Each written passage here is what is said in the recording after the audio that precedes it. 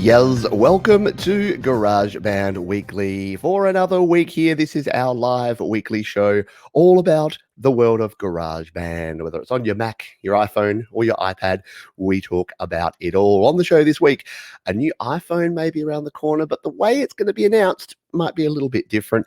We're going to talk about EQ, that weird and wonderful world of equalization. And my rant of the week are virtual instruments the same as real instruments? What is the difference and why should we care?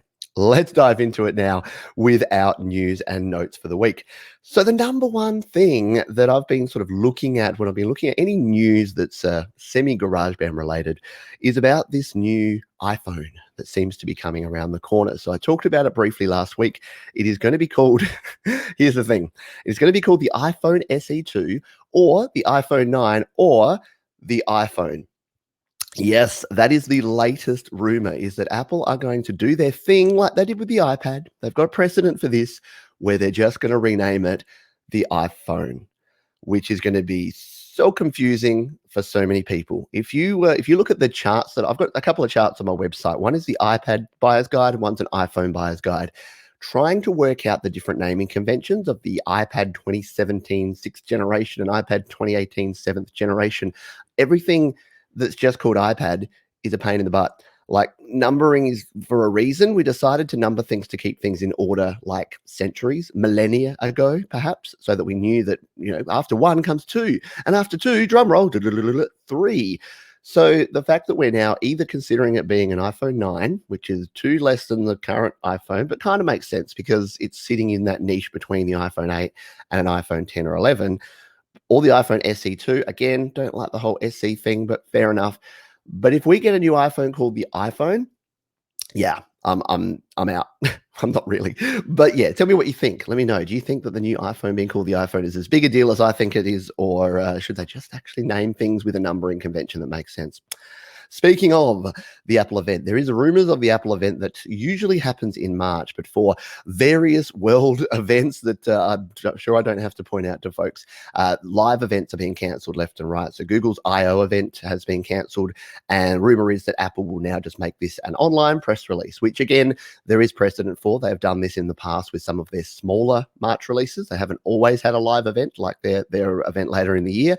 So we could be seeing this new iPhone and any other new things like these Apple tags that are like a little tile thing are apparently rumored. There's a bunch of other rumors, but from a GarageBand perspective, not too much rumored in the way of new Mac hardware, not too much rumored in the way of iPad or iOS device apart from this new iPhone that may be called iPhone. Go figure. The other thing is that a portless iPhone, again, I talked about this last week. This doesn't bode well for creators in my view. So as you'd probably be aware, the iPhone has gone through a revolution where we've removed ports, we've removed buttons, and now we're removing ports. So we're going through, and eventually what we're going to get is a slab of glass with 14 cameras in the back. I'm only slightly exaggerating, and no way to connect it to anything using anything hardwired. Everything will be wireless pads for charging, wireless Bluetooth for everything. You'll need to carry like 14 batteries with you every day just to charge up your various devices and devices for your devices. That's where we're going. The iPad is still a long way away from that, and I know many folks who create with GarageBand are not necessarily using the iPhone, they're using an iPad. But as someone who does, I use the iPhone for most of my video editing and a lot of my music production. It is a little bit disturbing to think of us being close. So the latest rumor is 2021. So maybe not even the iPhone 12, if that even comes out, but the iPhone 13, maybe. We don't know. It's all speculation, but it's fun to speculate. Last bit of news and notes here, and this is again GarageBand adjacent, but this has come out of some personal experience. I didn't know that this existed, and I know a lot of folks that watch YouTube videos also listen to podcasts. And I learned about something yesterday because I listen to podcasts either on YouTube or through an app called Overcast, and I only listen to a very limited number of podcasts. I was listening to a more mainstream podcast yesterday. In fact, my wife was, and she's like, "Oh, have you noticed that we get these new localized ads?" And I said, "No, I don't know what you're talking about." She played me a podcast, and it was an ad for like a very Adelaide-based thing, very South Australian thing. And then it went into this American podcast from California. And I was thinking, yeah, this is a bit weird because as far as I knew, a podcast is an audio file. And when I looked at it, it's playing it back in the podcast app as an audio file. It's not like playing a little ad insert like YouTube does and then playing the audio. It's integrated it in there. And it turns out this is something that's been around for 2 years. Go figure. Pete didn't know about it. Called dynamic ad insertion. DAI. And this allows podcasts, like big podcast distributors, to push out. So when you request a podcast, and everyone here is just nodding their head going, yes, Pete, this has been around forever. But for me, it was kind of game changing. And it's pushing out localized ads. So yeah, I find that really fascinating. What do you think? When you're listening to a podcast that is for somewhere else and you're getting ads for the local store down the road, is that a good thing? Bad thing? Don't care. Would love to hear your opinion. Anyway, I know that there's no specific GarageBand news there this week because nothing's changed. We don't have a new version. We don't have any new updates for GarageBand, but some interesting stuff there nonetheless, in my view anyway. Let's dive in to the rant of the week. And this was inspired by a topic that came up on the GarageBand users Facebook group. Hello to my GarageBand user friends. I hope you're doing well if you're tuned in live or watching on the replay. So the question here came up, and I forget the user's name. I really apologize. I totally meant to shout you out. Ask the question, how many folks actually use real instruments with GarageBand versus virtual instruments? And this topic and related topics around use of loops and use of automated things comes up really often. And I wanted to get, again, your take on this, your views. If you do have comments or opinions on this, please drop them in the comments after the show if you're watching on the replay, or jump in and drop them in live if you're here right now on Facebook or YouTube. The question is, try that again. Is using virtual instruments okay? Yes. Do you need to use real instruments in your songs? And is there any difference? Should there be a separation between those using virtual instruments and those using real instruments? My opinion pretty strongly on this is that everyone should be able to create what they want to create. And the reason that I love GarageBand is that it doesn't matter if you're not a musician. I like GarageBand, and I like people who are using GarageBand because non-musicians, people with a bit of musical knowledge, and like virtuosos that are just like epic players of their particular instrument can all come together, can all create music. And yes, in any sort of environment like that, you're going to get some people that are going to look down on other people. I don't think it's even about that. I think it is just about having an open platform that allows everyone to be able to create. And the beauty part is, I think it's actually better than that. I think that the actual story here is that I know of a lot of people that are using GarageBand to start out. They're using virtual instruments. They start playing the virtual guitar and they're like, I really like this virtual guitar, but wouldn't it be cool to get a better guitar sound? And they go and pick up a cheap secondhand guitar and learn how to play the guitar. That is cool. I've heard of people doing it with drums too, starting on a drum machine or starting with drum pads on their MIDI keyboard and going, hey, this is super fun. I love me some drum programming. Maybe I should go out and buy some drums. The other way has worked too. I know people who are musicians, like real musicians, and I hate that word, by the way, real musicians, because you know what you are if you create music? You're a musician. And I know someone that's trained 20 years playing violin is probably going to say, how dare you call someone who pushes a button a musician? But you know what? They're creating music. They're a musician. So what was my point? Yeah, I've seen people go the other way. So for me as a guitarist, I knew nothing about synths. I knew nothing about drum programming and strings and that sort of thing. If I didn't have a tool like GarageBand, the songs I would be creating would still be campfire songs with one acoustic guitar and my voice and nothing else. The reason that I can write songs that have bass guitar and drums and synth parts and pads and strings and all the rest is virtual instruments. I don't have the time, the money, or the inclination to go out and hire a whirly player and hire a bassist and hire a drummer every single time I'm creating a song, but I can use those virtual instrument equivalents to create some pretty cool tunes, in my opinion. And I think other people can do the same. That is my view anyway. It is my rant of the week. It is called a rant, which is why I'm ranting. So I hope, let me know if you've got any opinions on that one. Who do we have here on the live stream? Hello to John Slivers is here. We've got Jade Star here. Sun Ray, thank you to you, Sun Ray. 2 for 22, throwing a super chat my way. Richie Benno would love this donation. He sure would. for my Australian friends there. Jade Star on this topic says, be a user of everything, not an abuser of nothing. Yeah, just use what you've got. Create things that are good. Question here from Scarf Curio Missions. Is iSymphonic good for orchestral things? Just got it. Yes. And I haven't used it enough to actually tell you. I need to review it in more detail. iSymphonic, by the way, is an AUV3 plugin for GarageBand, not for GarageBand, for iPhone and iPad that has some pretty epic symphonic sounds, strings, and other instruments on the like. Let's have a look here. John Slivers on the thing with the ads. I think technology has gone over the line as far as privacy and just being too much in our business. I think it now knows too much about us, and we allowed it to happen. Yeah, it comes down to that whole the whole price of privacy, doesn't it? And the way I always look at this is free. Free doesn't exist. If something is free, or if you're using a product that is free, you are the product. Like that, and every time I think about a free product, that's my one thing. So I don't mind that. And in fact, if anything, if I'm getting advertised to and I know it, so if it's transparent, if it's like, yep, you turned on personalized ads, I would actually rather get ads that are about things that I'm interested in. So if I have to watch an ad, I'd rather watch an ad for an epic new plugin than the latest episode of Married at First Sight, for instance, or some other reality TV show that's terrible here. So yeah, I actually do like targeted ads only for that reason, and because I know that. But the problem is, and I think I've said this before, I think some people don't think that way. Some people don't think that they are the product. They don't think they're being marketed to. And it's that confusion between information and marketing that I think is really tricky. And it's a slippery slope. And hey, it's a slippery slope here on YouTube, on Facebook, on every platform we have, because all these things are free. I can put videos out for free on YouTube. You can watch them for free. But let's be honest, there's an ad that's going to be playing before this video. And that is a revenue model. And that's not something that I control directly. You're going to get an ad for something in your part of the world, and then Pete's going to come on and you're going to see his shiny head and he's going to start talking about GarageBand.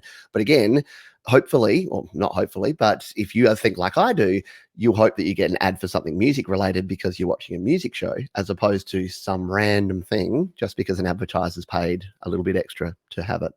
Getting off on a big tangent there, but Foxy Nevada says use what you have. Agree with that. Yeah, whatever you've got is the right thing to use, and whatever you want to use is the right thing to use as well. Liam, hello to you. I don't think I've said hello to you yet. Love the Shrek there. Thanks for all the content. Thank you for being here. Appreciate you. John Slivers says a portless iPhone would be an atrocious idea. Yes, agree with that indeed. I'll just see if we've got any other comments here. Iridium, hello. I haven't seen you for a while. Great to have you here.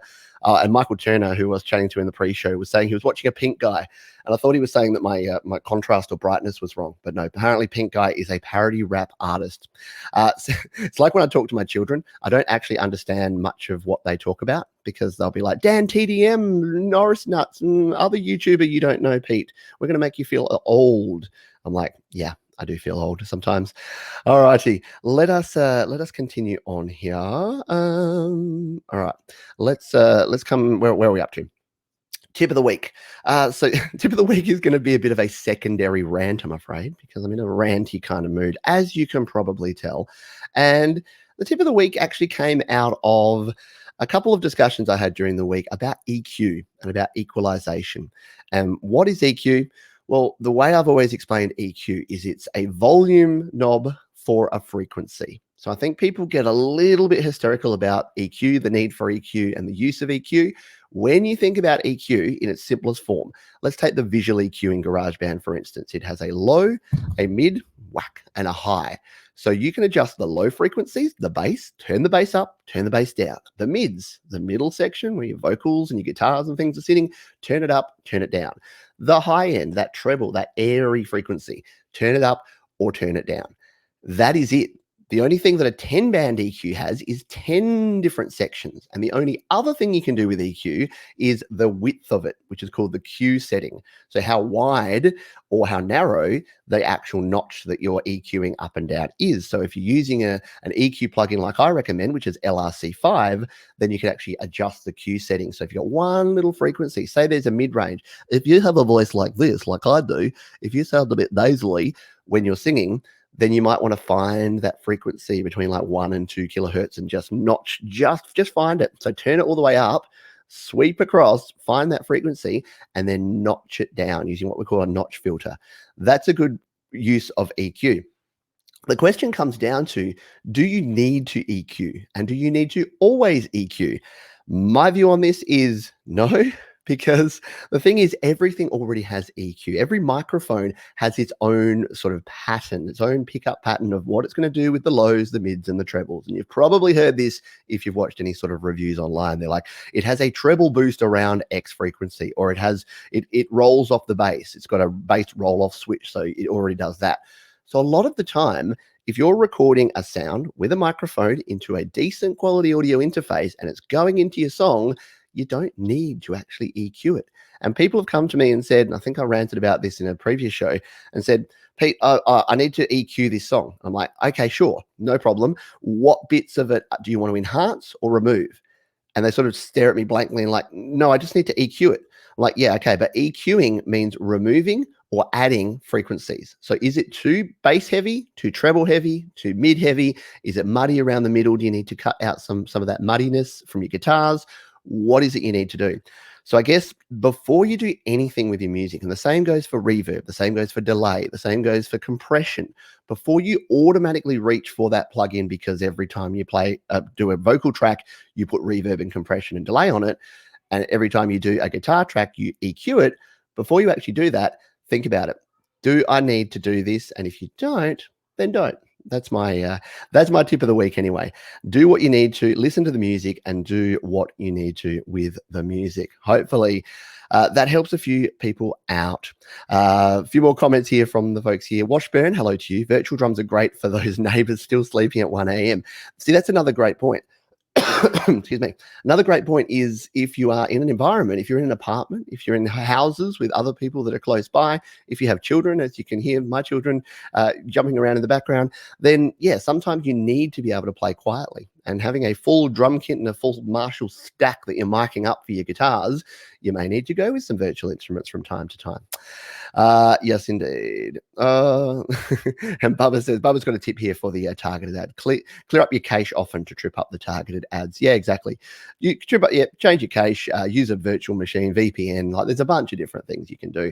The thing is, decide early on what you actually care about and what you want to do with it, because I think sometimes, and this is not a criticism, but I think sometimes we spend more time worrying about the thing than just getting on and working around the thing. So the reason I don't care so much about this, not that I don't care, that's the wrong way to put it, but the reason I don't focus on this is it's a thing.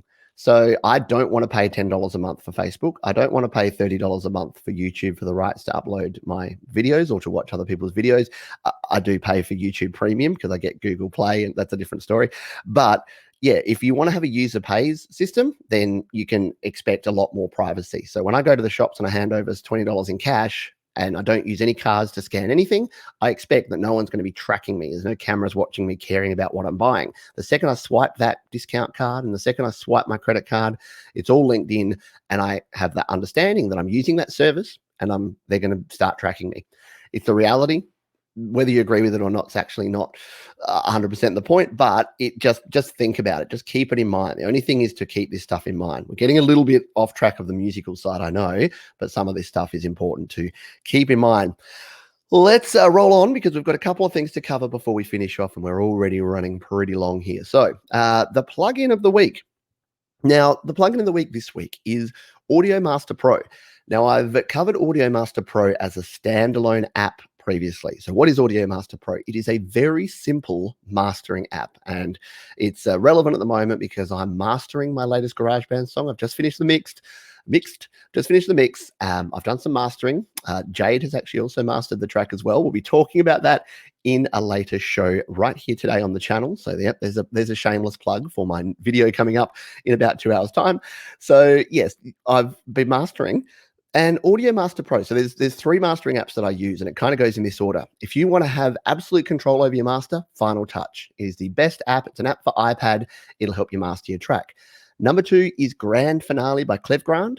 Gives you a little bit more control than nothing, but a few more presets and a few more things that are assumed. So you don't get complete control, but if you want a simpler way, Grand Finale by Cleve Grant. If you want the simplest way, Audio Master Pro.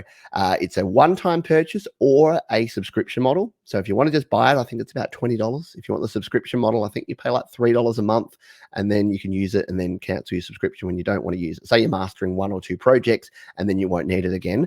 You could do something like that. The beauty is that there's just 3 presets and about 10 different styles. You pick your style, you add the preset, you then dial in how much you want, so how much you want to add the limiting, and then you export it. And it's as simple as that. It's really simple. Search Pete John's Audio Master Pro. You'll be able to see the full video I did on that one.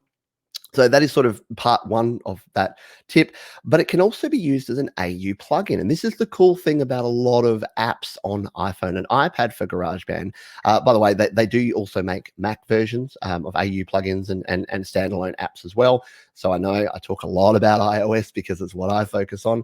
I promise we'll have Patrick or Dean or someone to talk GarageBand Mac in a future show.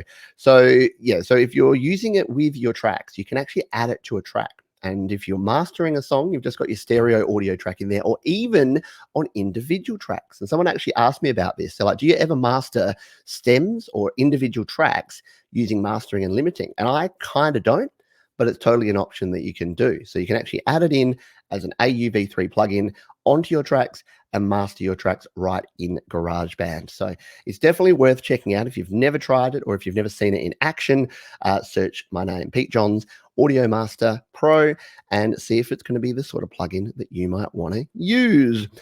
Last section that we have before we check in with the folks here and then finish up the show. And this is our resource of the week. And I think I talked about this last week, so I'm probably cheating 100% here. The folks that were here in the pre-show know just before the show, I'm like, oh no, I don't have a resource of the week for this week. So I quickly came up with one. And the one that I quickly came up with that a lot of people don't know about is that GarageBand actually has a manual. And the Mac, the iOS, and the iPad version all have separate manuals. They're accessible in 2 ways. Number one way is to actually tap the help button. So if you come in here and you go into GarageBand on your iPhone or iPad, go into the settings and tap help, what it's actually going to do is pop you into help. And the cool thing about this is that if you are in a particular part, it's going to give you a contextual help for that. So if you're in a virtual instrument and it doesn't always work perfectly, it'll pop up that virtual instrument's help. So it can be really cool if you're like trying to play the virtual guitar and you're like, oh, how do I do that thing again where I play an open note? You go in there, you find it out. There's also over on the Apple website, you can download. There's whole sort of guides there. And my buddy Dave, who is someone I've been working with in GarageBand recently, said, yeah, I definitely read the manual, because he actually showed me a tip, which I'll be sharing on an upcoming video, I'm sure. And I can't even remember what it was now. Oh, yes, I do remember what it was. It was on the iPad, the ability to sort of pull down the track view while you're in an instrument, which is actually a really cool tip. Can't do it on the iPhone, but you can on the iPad.